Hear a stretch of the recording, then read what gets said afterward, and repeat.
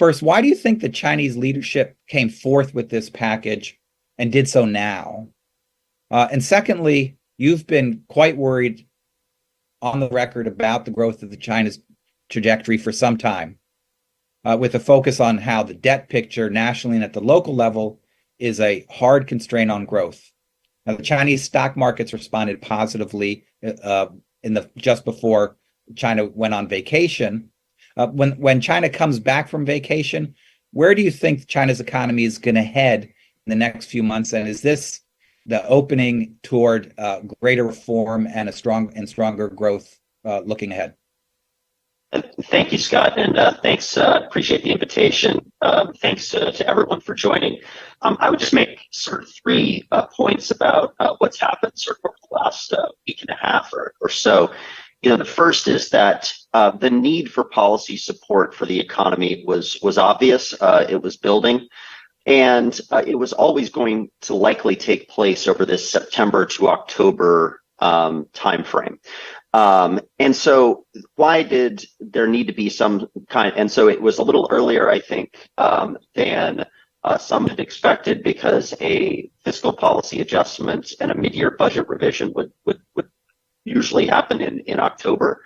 But at the same time, this is, I think that this is, there was a clear case for additional support. Why did I say that? First, credit growth was at an all-time low.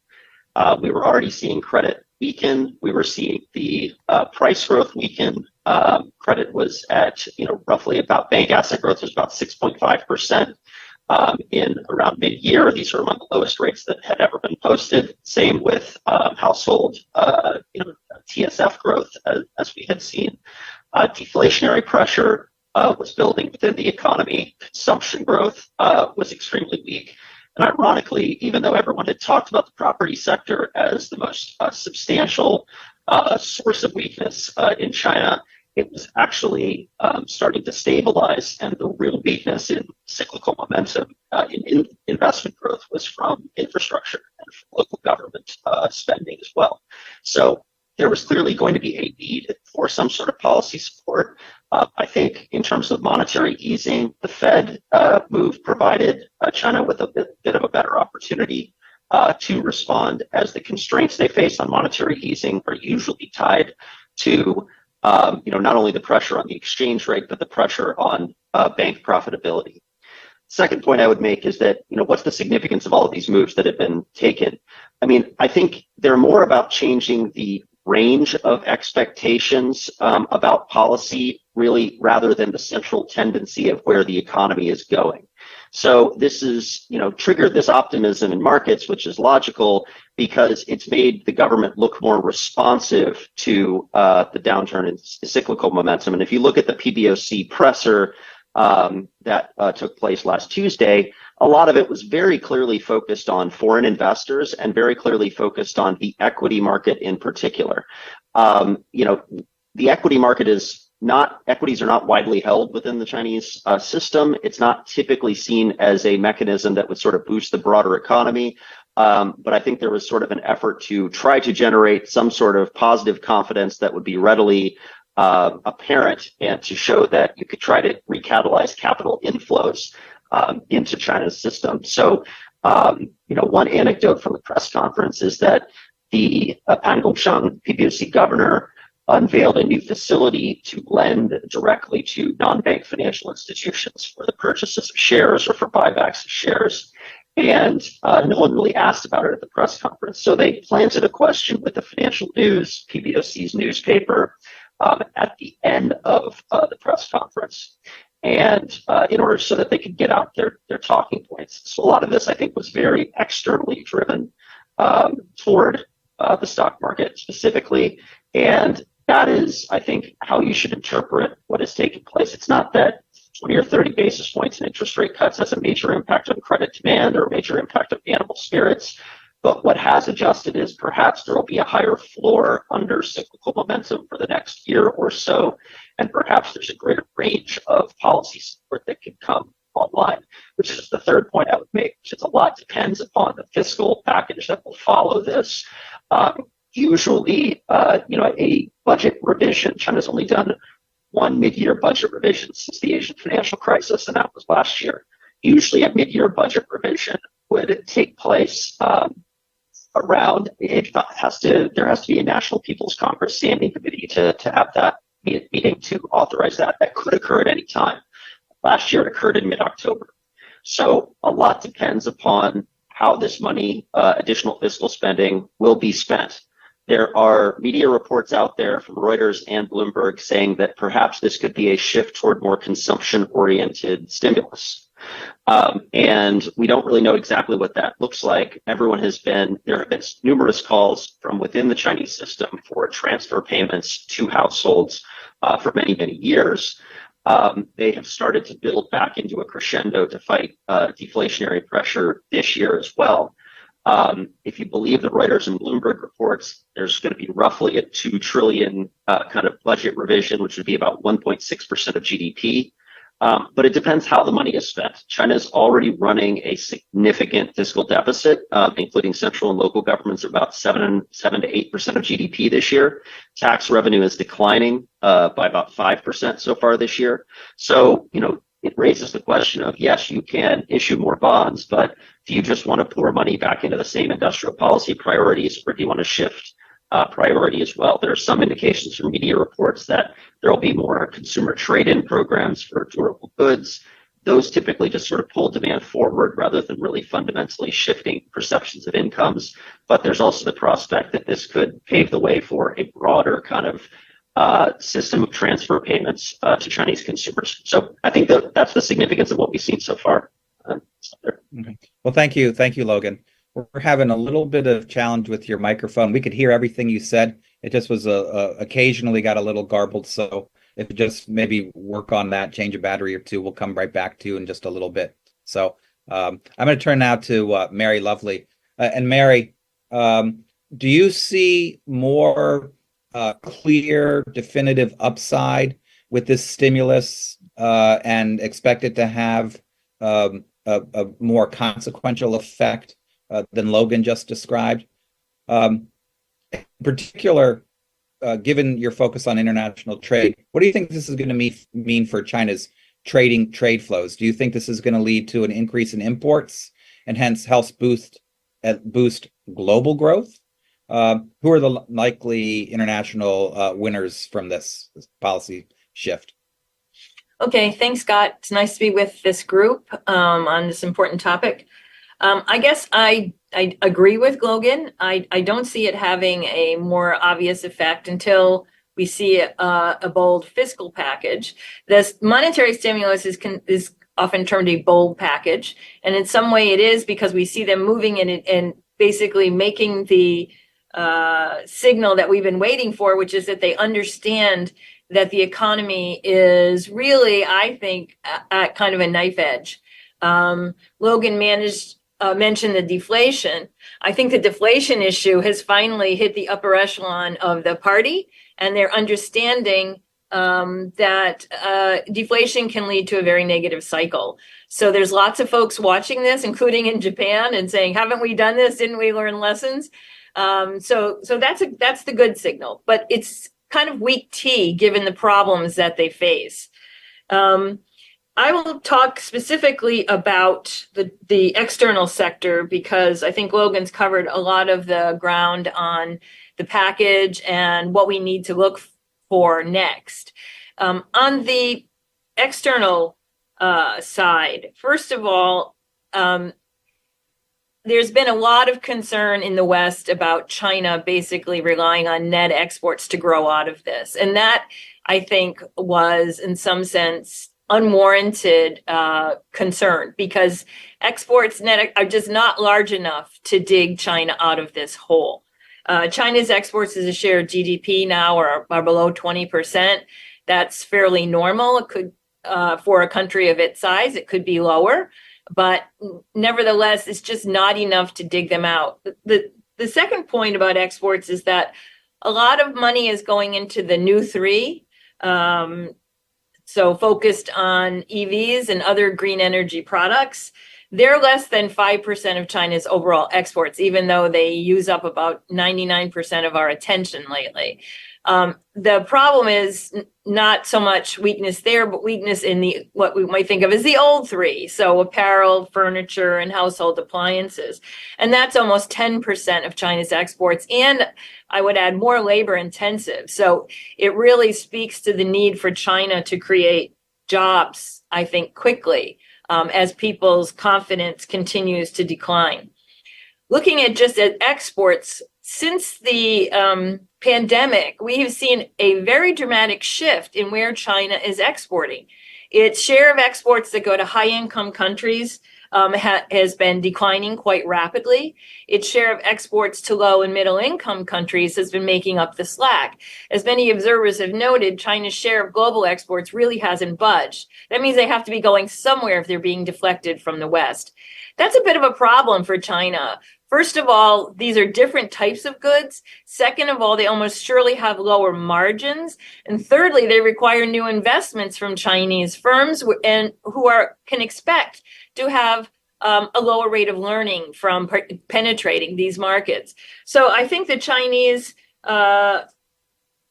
officials would look at that and say, well, that's great. That's part of our outreach to the rest of the developing world.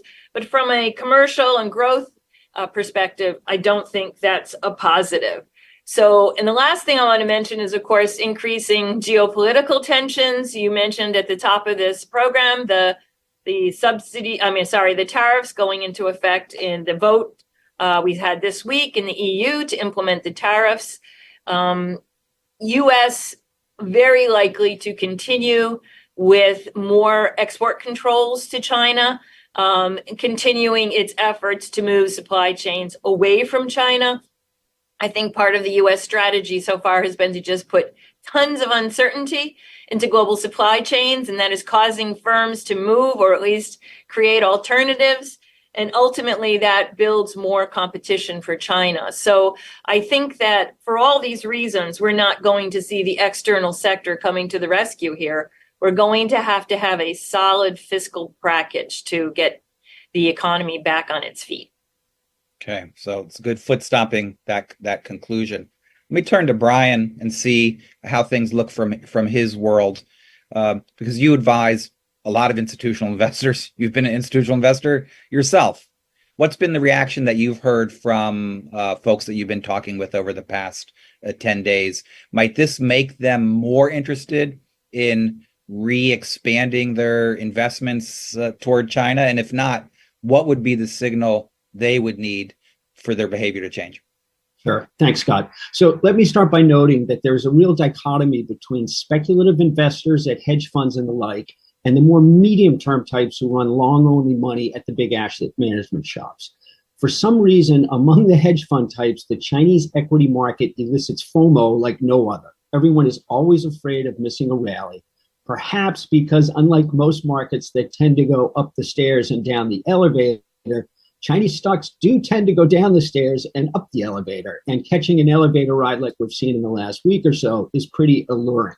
So when we get a policy signal like we did last week, that speculative crowd is always ready to pounce. But I would point out that while this rally is pretty spectacular, this is the fourth time since 2021 that this crowd has tried to jump on the bandwagon for the next big bull run in Chinese stocks. Now, of course, the hedge fund types tend to be contrarian investors, and their bullishness in part stems from the fact that the long-only folks at the big asset management companies have tended to run underweight Chinese equities in recent years. And I suspect the more pertinent question for our audience today is whether these folks are going to chase the price action and get more involved in Chinese equities. And I'm skeptical that that's going to happen.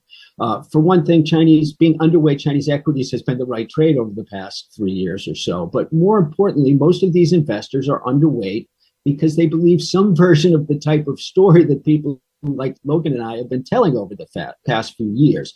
So let me quickly give you my version of that story to explain why I think the more medium-term investors are going to have to see a lot more than we saw last week to get re-engaged with China. So we should be clear that as far as the stimulus goes, we don't yet have the critical piece of information, which is the size of the fiscal stimulus. So we have the Reuters story from last week, quoting unnamed sources, suggesting they would announce $2 trillion in special bonds into year end. That compares to the $1 trillion they did last year. It would take us from a slightly contractionary fiscal stance to one that's slightly expansionary on a central level. However, these more speculative investors I talked to are getting somewhat carried away, with many now looking for the announcement of a stimulus in the 5 to 10 trillion yuan range.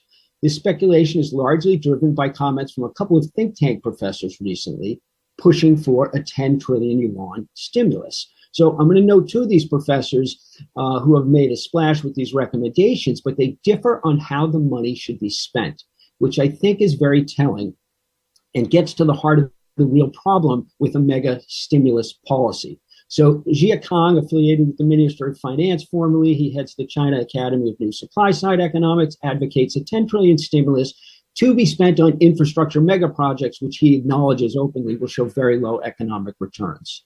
Liu Shijin, deputy director of the China Development Research Fund, suggests a 10 trillion stimulus to be spent on raising the level of public services and investments in education, healthcare, and social welfare. So one recommends infrastructure, the other consumption.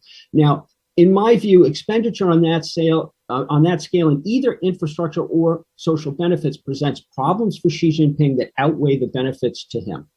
So in the wake of the housing bust, it's clear that the Chinese system is capable of wasting resources on a world historical scale.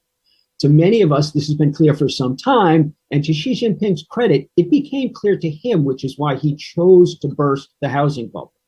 Now, everyone also knows that China has reached the point of diminishing returns on infrastructure investments, so that those investments are largely now make-work programs. And again, Jia Kang himself acknowledges this. So a return to large-scale infrastructure stimulus would essentially be an admission of defeat on the part of Xi Jinping, an open acknowledgement that his efforts to transition away from that growth model are failing. Furthermore, openly returning to an economic paradigm which everyone can now see is a dead end is extremely dangerous. It could damage Xi's personal credibility, and there's a big question as to whether the markets would see it as credible. I think you could see potentially serious instability in the currency, which, as we all know, is the last thing Chinese policymakers want. So infrastructure stimulus is dangerous. I don't think they're going to go down that path. That leaves the possibility of a large consumption stimulus, which I also think is highly risky from a political perspective, in the sense that it's ultimately incompatible with the way the Chinese economy is built to function. So the Chinese supply side is built primarily to execute upon central plans. Handing large sums of money to consumers effectively hands to the household sector the ultimate say in the allocation of capital, because capital will need to go to produce the things that households want to consume, or you'll simply have massive bottlenecks, huge inflation, and a rapid deterioration in the trade deficit. So the Chinese supply side is not set up to make that pivot in rapid fashion. And furthermore, the CCP is unlikely to want to hand that power to households, because if they start down this track of subsidizing consumption to prop up growth, it's a treadmill they can't ever exit without things just immediately falling apart again. Because this is not a short-term speed bump that this economy is dealing with. It is dealing with a multi-decade economic paradigm that has effectively fallen apart. And Xi Jinping has enunciated a clear vision of what comes next. It's what he calls high quality development, which is still a centrally planned investment-led growth model, but his hope is for it to be a less corrupt, more efficient process of allocating capital to higher value-added sectors. Xi has also been quite clear that this transition is going to be painful. So while Chinese authorities clearly do not want to see the bottom fall out of the economy and will expand central government borrowing to backfill spending shortfalls at the local level, a 5 to 10 trillion yuan boosting of demand, which would have to be repeated and sustained for a number of years, would put the Chinese economy on a path that I do not think Xi Jinping will want to go down. And furthermore, I think he sees more strategic uses for these resources than to keep the household sector fat and happy. So to sum up, a stimulus on the order of 2 to 3 trillion makes a lot more sense to me than a mega stimulus. So I think there is a lot of scope for the market to be disappointed later this month when we start to get a sense for how big this package is going to be. Thanks. Brian, that's super, super helpful, going through the details of the options, potential options, and the consequences of each of them, and the logic. That was amazingly valuable. Craig, the stimulus package has several components, and more to be named. What do you think could be most effective? Some of the things that Brian mentioned, or other things that you'd be looking for. Relatedly, most surveys of foreign companies in China, including by the U.S.-China Business Council, show a drop in their outlook for future opportunities in China. And there's been some amount of diversification, or at least new marginal investment has been heading elsewhere instead of to China.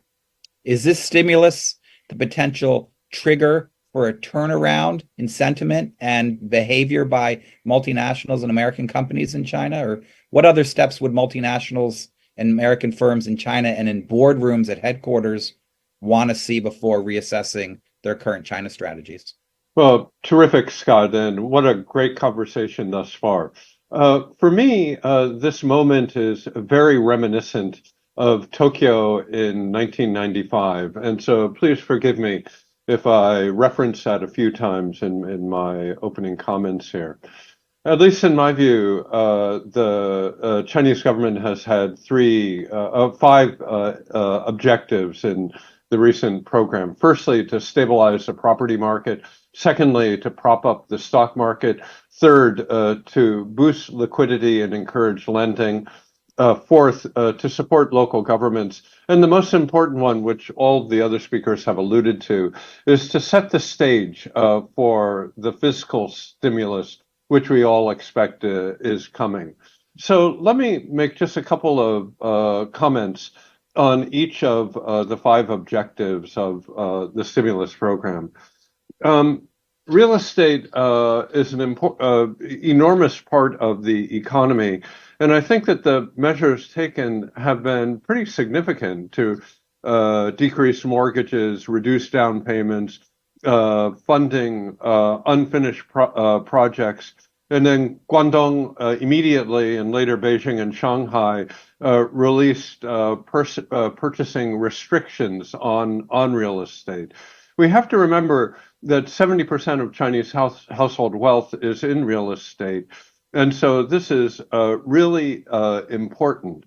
I suspect that additional Chinese housing will come onto the market, and that's a good thing and a bad thing. It's great that these projects are finished, but adding to the supply without addressing to the demand is going to lead to, or could lead to, a continuation of downward pressure on housing prices. And here again, I look at Japan, where housing prices have gone down pretty consistently for a very long time.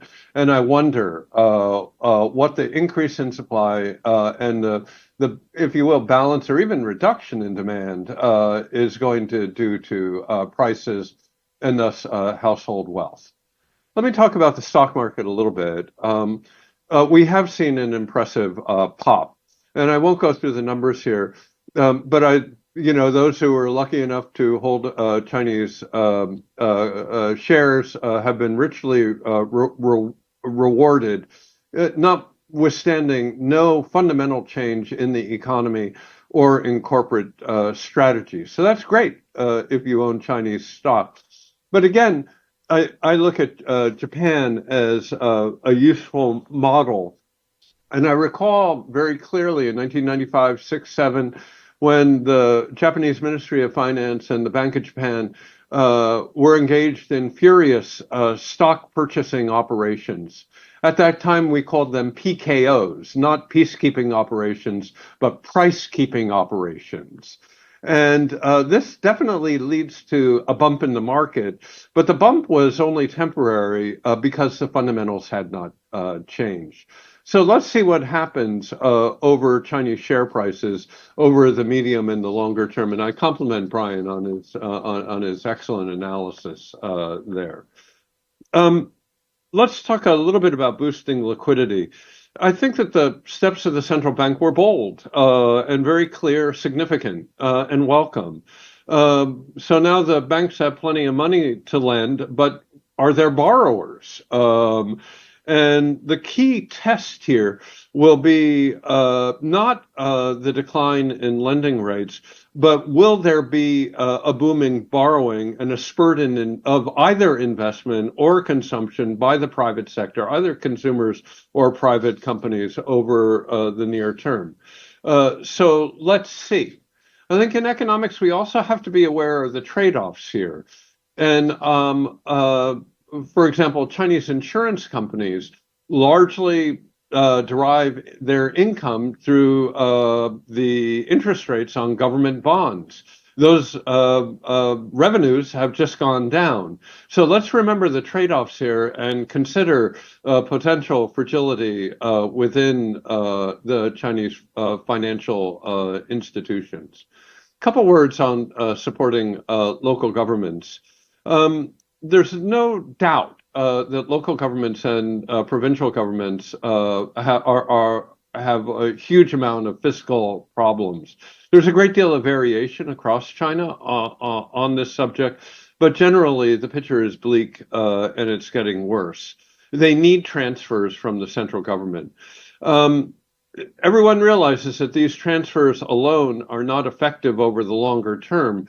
But structurally, the probability of putting in an income tax, a real estate tax, or other revenue-boosting mechanisms at the local or provincial level, very unclear prospects there. Certainly, the imposition of a real estate tax would not be opportune right now, given declining prices in real estate. So I understand that many local provincial governments are selling assets. That's probably a good thing, but again, it's only helpful over the short term and not the medium and the longer term. So let me add to the debate about the fiscal stimulus. I suspect that later in October, we might hear from the NPC. Now, we might have a better idea on how they're going to spend that money. What I think matters the most really is not how much money is spent, but where the fiscal stimulus goes. One-off cash transfers are very inefficient, as most of the money will be saved. I completely agree that additional investment in infrastructure will lead to diminishing returns. Really, what I would love to see is if the central government were to begin the process of structural reform of the social safety welfare net, increasing pensions, providing the Chinese, rural Chinese, with healthcare, give Liudong Renko, give the floating population unemployment insurance, improving healthcare and education, particularly in the rural areas, and also getting rid of hukou restrictions once and for all. The real problem within the Chinese economy, the root cause, is a lack of confidence. And only by addressing the gap in the social safety welfare net will the Chinese people and Chinese businesses feel confident enough to invest and spend again. So the lesson of Japan 1994, 1995 is don't let a good crisis go to waste. Use the crisis in a way to address the structural problems. And I think vis-a-vis American, European, and indeed, I would say Chinese companies, that they're going to take a wait-and-see attitude here. Whether or not the reforms will lead to greater structural growth over the medium and the longer term, and they will invest accordingly. Thank you. Thank you. Wow. I got one word answer to Craig to what you just said. Amen.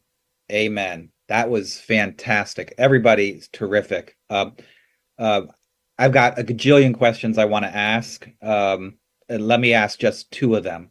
And feel free to jump on in and tackle these. The first question in the short term. What's the one economic indicator you're looking to see that this stimulus package is biting? It's having the kind of effect you think it needs to. Obviously, stock market's already shifted, and maybe that's enough for hedge fund investors. But is there other things? I'll tell you my favorite. It's new home purchases, people willing to hand over money to buy a home that doesn't exist. I wonder if people have a different one, but I'm curious, what's the statistic you're looking at that you want to see? Second is to go back to a point that Craig made at the end, which is because we went 35 minutes without hearing the word structural, and I'm glad that Craig brought it up. So beyond the fiscal and where that money is going to go, what do we need to see in terms of structural reform, and do we need to see the stimulus align with structural reform? So he mentioned the social safety net and education and HUCO, property taxes, income taxes, maybe bankruptcy reform, so that losers lose. A lot of those things that I just mentioned, that he mentioned, actually may in the short term be contractionary, but they may be really important to do no matter what. And I guess one of the things that comes from the Japanese experience is the earlier the better, the later the worse. Delaying reform just makes the problem much, much more difficult to deal with. All right, I've thrown a couple things on the table because you all really generated me thinking quite a bit. So why don't we go back to Logan first, and then others who want to jump in, please go ahead. Sure, thanks, Scott. And yeah, if there's problems with my microphone, apologies. I'll try to jump back in. I mean, I think the one economic indicator I would look for at this point is, it's not one, but it is indicative, something that would be indicative of household incomes and willingness to spend improving. And that could be either core CPI, which has been trending lower ever since the deleveraging campaign in 2016, 2018.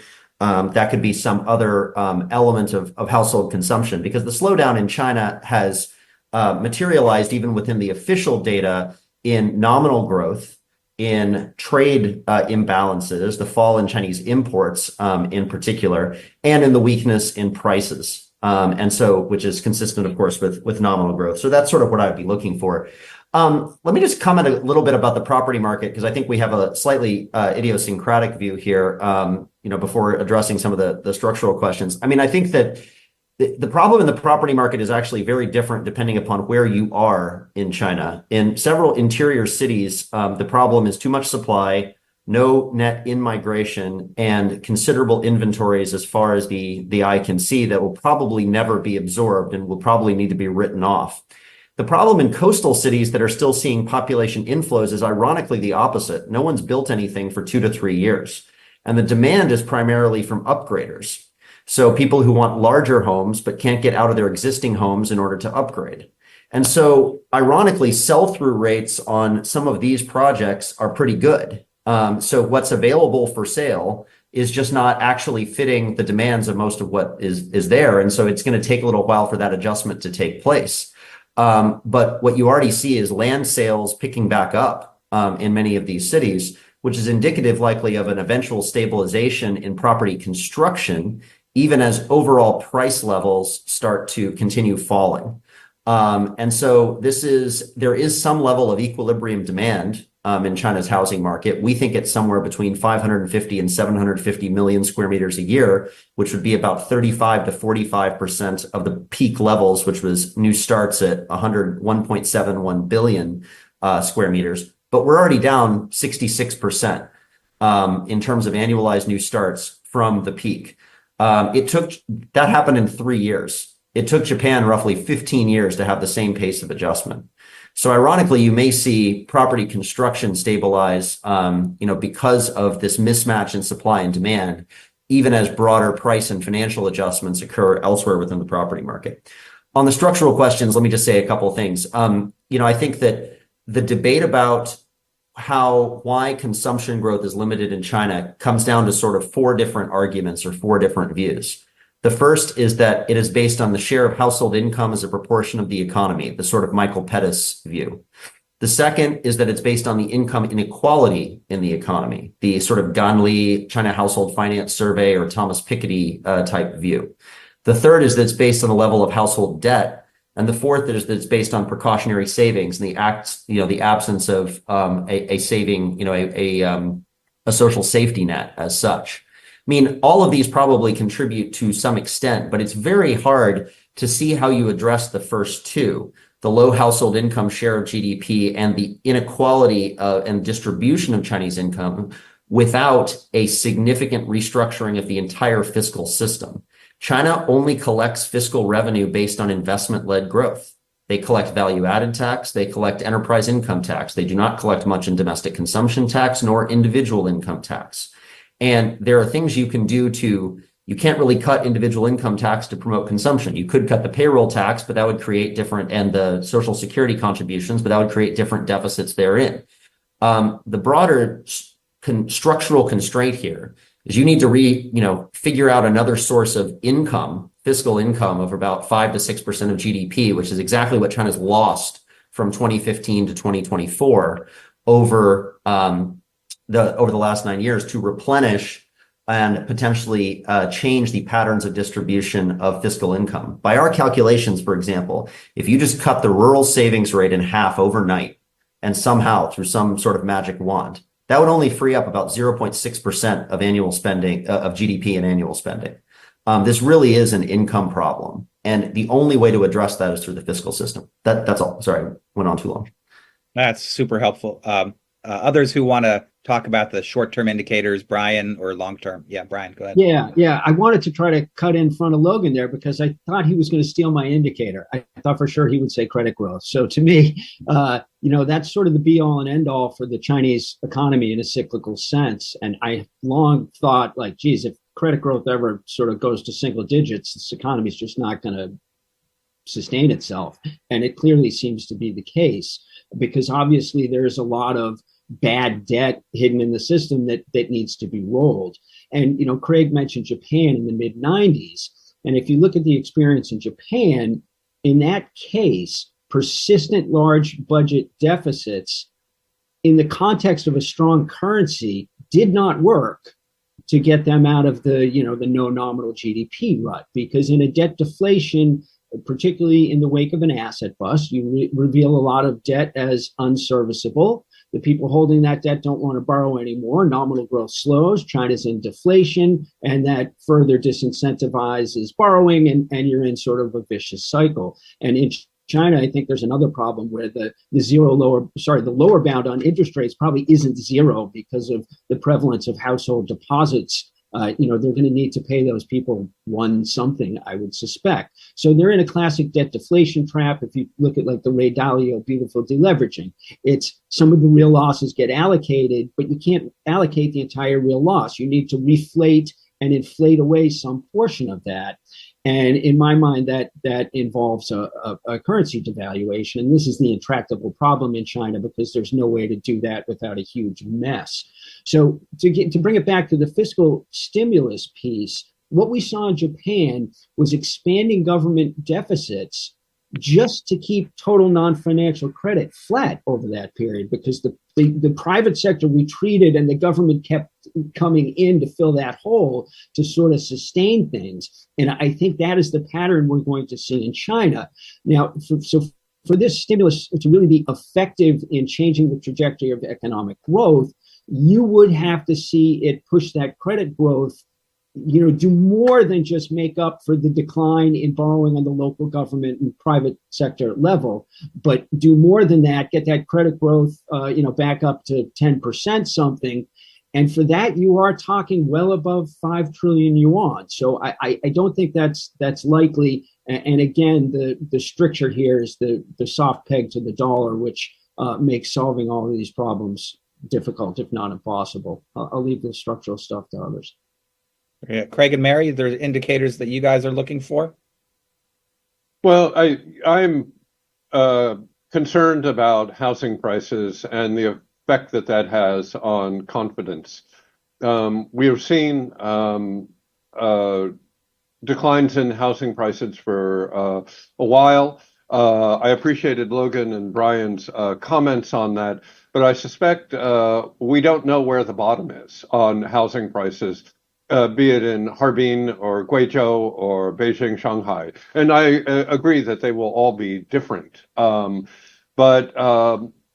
given the concentration of family and household wealth in housing prices, if we have a continued long-term decline in housing prices, we're going to have a continued long-term decline in consumer confidence. And I don't know where that floor is. And that is the biggest concern I would have. Related to that, we haven't mentioned deflation yet, but I do think that the decline in prices is a concern, and it's something that should be watched very closely. The IMF does not seem concerned about deflation, but I think that there are indicators that need to be watched and that should be addressed if we see increasing trends towards overall price declines. So those are the two numbers I would be concerned about. Mary? Yeah, I would agree with Craig on the deflation. All of these indicators are obviously really important to keep an eye on, but the deflation, I think one reason why we haven't heard as much about it is I think that the leadership just didn't want to talk about it. You talk to Chinese economists and they were basically, their lips were sealed until recently. So if you look 5 quarters of, falling PPI, I think is a real problem. It's not in all sectors, but this reflects weak job growth. So there is the importance of, as Craig mentioned, the fact that people's assets are very heavily into housing, but they still have to earn a living. And unless those jobs are forthcoming, and that includes people coming into the labor force, so all the graduates last year that are still partially or unemployed, as well as migrants to the city. This is a big problem for them. When I was just in China, people were talking a lot about the insecurity caused by the weak social safety net. A lot of concern, for example, about healthcare and incomes for parents. This is for working age people who are supporting parents or worrying about the uptick in cancer, for example, in China. This is a real concern for people who are in the prime of their earning life. So I also agree that this idea of structural reform and beginning the process through healthcare reform and pension reform is really important.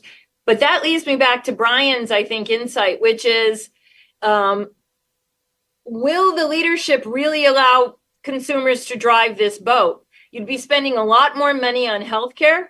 You'd be putting a lot more investment into healthcare. You'd be putting a lot of money into the hands of elderly people who might want to spend it on entertainment or travel. And that seems incompatible with a regime that is, looking at this transition to the new productive forces as existential. It's not going to get them more robots. It's not going to raise TFP. So I feel that what we've been calling, they're stuck. It's a stuck transition. They're out of sync. The old has to die. The new has to be born. But in the middle, it's just a lot of pain. And I think what we're seeing with this bold announcement is that the pain that Xi Jinping promised everybody is actually probably bigger than he might have imagined. And secondly, no growth equals lack of stability. If they're focusing on stability, as everyone tells us, they're finding that they can't do that without having growth. So it's really a very interesting time to be watching the Chinese economy. That's all I can. There's just so many questions that have to be answered. Well, let me ask you all a couple more. Those are great answers to the questions I did ask, but let me push one on domestic and one on the international. So, because this gets to something that you all have been raising, which is about the balance of power within China's political economy and whose interests are being served.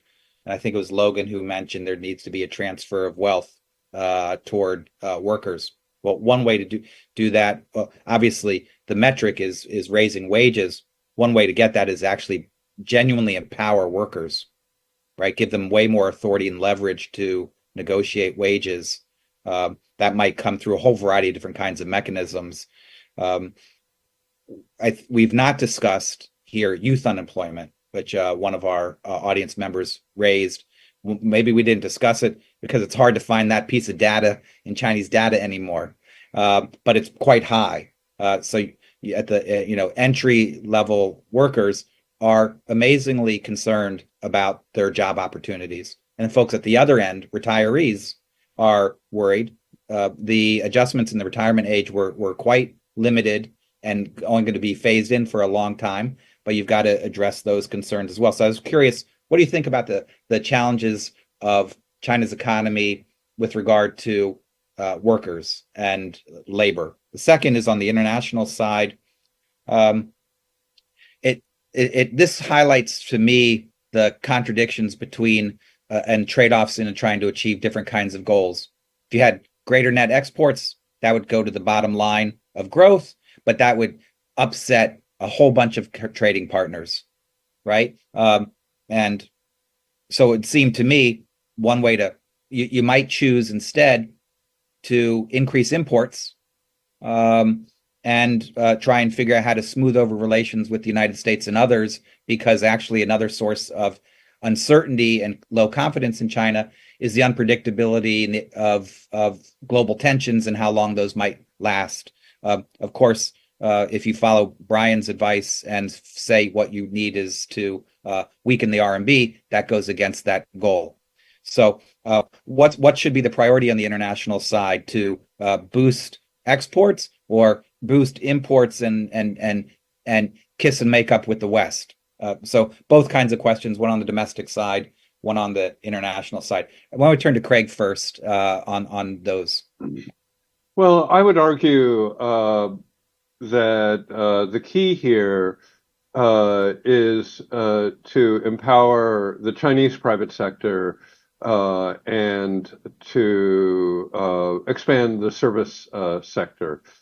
The one thing that we have not seen in this batch of fiscal or monetary stimulus, and which we did not see in the third plenum, was reform of the state-owned enterprise system at the central government level. Now, I mentioned that there's asset sales at the local level and the provincial level, but we're not seeing that at the central government level. And at least in my view, that's an essential part of the package here, to give the private Chinese companies room to grow.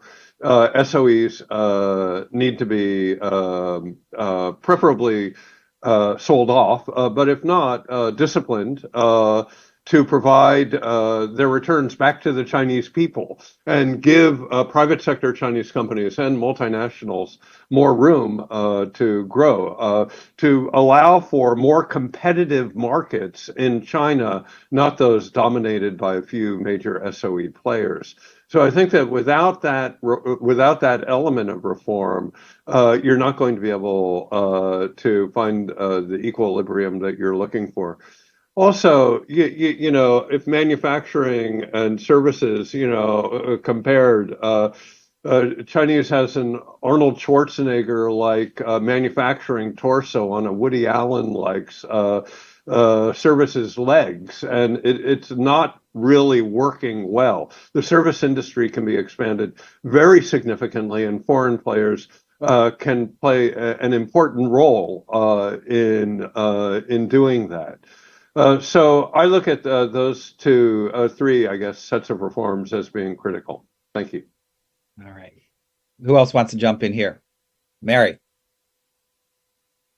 Yeah, I mean, that's a great jumping off point, Craig. I think that, Craig's absolutely right. When we look at the SOEs, I think it reflects a bigger problem, which is a failure to actually address the political economy that's leading to the economy being stuck. And, in the United States, we see the same issue. You have, for example, some legacy companies that don't see the future as being for them. And then we have to kind of find a way forward politically to create new industries. But, we're seeing it with a failure to really scale down steel. Now, the developers, what are we going to do? We have to buy them off, or, how much of their capital will be preserved in this process.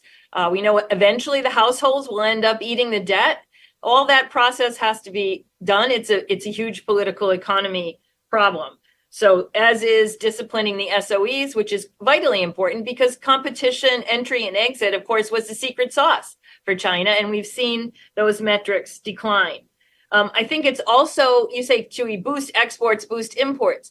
Well, of course, those are largely made by private decisions. And so they can't, unless you're thinking about the phase one deal where you magically wave a wand and supposedly increase Chinese imports, which of course never materialized, you have to set the stage for how that's going to happen. And I think part of that is by making these structural reforms in the private sector and in the SOE sector to get that going, as well as decreasing tensions. And clearly, tackling some of these political economy questions would, I think, show that the Chinese understand that the West is not going to allow certain things like that happened in the past, for example, in solar, to happen in EV or other sectors, and may reduce the tension. So something structural, I think, is necessary to bring as an olive branch to the rest of the world. Just telling them that, everybody needs EVs is just really not working, and yet they continue to double down on that. Yeah. Brian Logan? Yeah, Brian, I'll be very brief if that's all right. I mean, I think that, Scott, you asked, these questions are very much linked, because a lot of the problems of China's political economy at this point and the distributional issues that affect workers, especially younger workers, are very much related to this persistence in investment-led growth that generates international tensions. And the problem here is that Beijing likes to describe these pains that are going on as transitional when you're moving to new growth drivers in which the labor force will adjust. Many of these new growth drivers are not very labor intensive. They are very automated industries. They're very capital intensive industries. The question remains, what happens after that? And this is the broader problem that, just picking up on what Mary started with and the comments just now, which is that China is one of the world's largest sources of investment. It's about 26% of global investment, only 12% by our calculations of global consumption.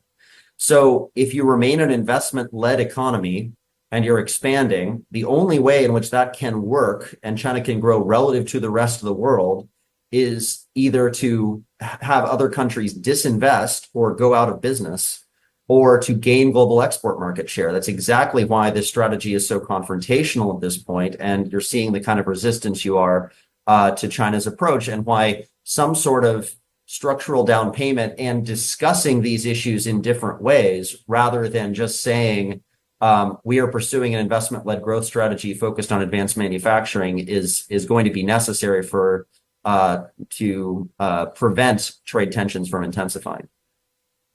Brian? Just some quick points. I know we're nearing the top of the hour. There was a Caixin article this week about, I think it was the first state-owned construction company defaulting.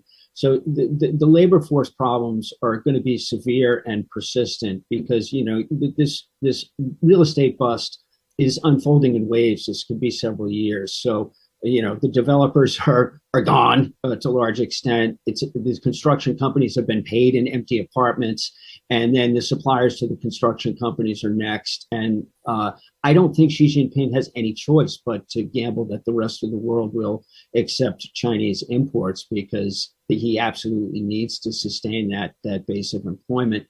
And I'm not convinced it's a bad bet. Just as an aside, if Donald Trump should get reelected, I think he's not going to focus on China in the first couple of years in what could be a tenuous domestic economic environment, and a lot of other things he wants to get done that are economically destabilizing. So somewhat counterintuitively, I think, Xi could catch a break there for a couple of years. And, the European auto tariffs are not nothing, but they're not really going to change the calculus. So I think, continuing to pump exports is really all he can do, because to sort of sum up the discussion we've had today, there's this chasm between what China should do to fix this thing and what they can do given the self-imposed constraints on how they run the system. And there's just really no solving that one. So, I think they're going to have to continue to export at a high rate. It's all they have. This has been a terrific conversation, extremely informative on a whole number of levels. I think what this shows is that the actions that the Chinese took in the last week of September have changed the conversation. That now we are talking about the beginning of trying to not just get the economy started and growing, but what else needs to be done. And you all outlined what needs to be done on the fiscal side as well as on the structural side, which they still need to fill in the blanks. And how they fill in those blanks is going to matter a lot because it's going to really, that will be what changes the behavior of Chinese consumers, the private sector, foreign institutional investors, as well as foreign governments and others. So they've turned a page. We're going to look to see what the next chapters look like to understand where the economy is going to go. At the same time, yes, as Brian said, they face a whole variety of constraints, economic and political. So they're going to need to be more creative than they've been in how they write this story to really fundamentally change expectations. That does mean tough medicine, but it may be the medicine that they need. 欢迎来到六度解析新闻背后的多维思考，带你洞悉头条背后的世界。在今日华尔街频道的六度解析中，我们将深入探究时事热点，为你揭开新闻背后的真相。在这个信息泛滥、真相难觅的时代，六度解析应运而生。我运用海量数据、人工智能整合以及专家观点，层层剥析每个故事，通过实时背景数据挖掘，确保你获得全面的新闻资讯。然而，我们关注的不仅仅是数据，更重要的是将它们串联起来。我将分析多方视角，揭示隐藏的脉络，为你提供单一媒体常常忽略的背景信息。无论是政治、经济，还是全球事务，我都将为你带来最具洞察力的分析。试想一下，拥有洞悉全局的能力，做出明智的决策，参与有意义的讨论，这就是六度解析带给你的价值。它不仅仅是新闻分析，更是一种赋能的工具。加入今日华尔街的六度解析，共同探索头条背后的故事。你通往深度理解的旅程，从这里开始。不要只是阅读新闻，要解码新闻，理解新闻，活出新闻。这一切尽在六度解析。立即订阅，不错过任何真知灼见。因为了解真相仅仅是个开始。